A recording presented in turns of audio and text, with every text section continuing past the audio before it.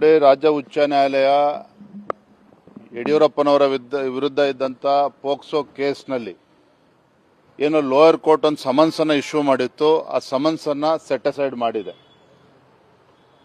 ಯಾಕೆ ಅಂತ ಹೇಳಿದ್ರೆ ರಾಜ್ಯ ಉಚ್ಚ ನ್ಯಾಯಾಲಯದಲ್ಲಿ ಪರ ಮತ್ತು ವಿರೋಧ ಬಹಳ ದಿನಗಳ ಕಾಲ ವಾದಗಳು ನಡೆದಿದೆ ಹೈಕೋರ್ಟ್ನಲ್ಲಿ.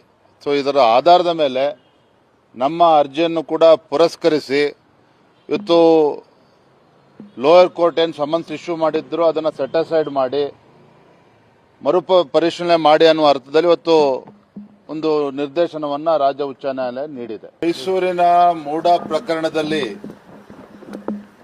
ಸಾಮಾಜಿಕ ಕಾರ್ಯಕರ್ತ ಸ್ನೇಹಮಯಿ ಕೃಷ್ಣ ಅವರು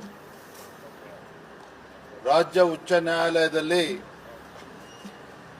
ಇನ್ನು ಈ ಸಂಪೂರ್ಣ ಪ್ರಕರಣವನ್ನ ಸಿಬಿಐ ತನಿಖೆಗೆ ವಹಿಸಬೇಕು ಅನ್ನುವ ಅರ್ಜಿಯನ್ನು ಅವರು ಹಾಕಿದ್ರು.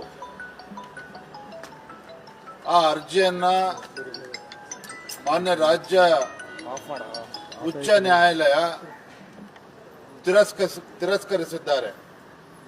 ಸಿಬಿಐ ತನಿಖೆ ಕೋರಿರ್ತಕ್ಕಂಥ ಅರ್ಜಿಯನ್ನ ತಿರಸ್ಕರಿಸಿದ್ದಾರೆ. ಅದರ ಅರ್ಥ ಮುಖ್ಯಮಂತ್ರಿ ಸಿದ್ದರಾಮಯ್ಯನವರು ನಿರಪರಾಧಿ ಅಂತ ಹೈಕೋರ್ಟ್ ಹೇಳಿಲ್ಲ.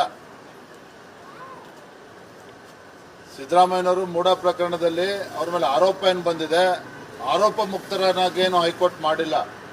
ಸಿಬಿಐ ತನಿಖೆ ಕೊಡೋದಿಲ್ಲ ಅನ್ನೋ ಮಾತನ್ನ ಅನ್ನುವ ತೀರ್ಪನ್ನ ರಾಜ್ಯ ಉಚ್ಚ ನ್ಯಾಯಾಲಯ ಹೇಳಿರ್ತಕ್ಕಂಥದ್ದು.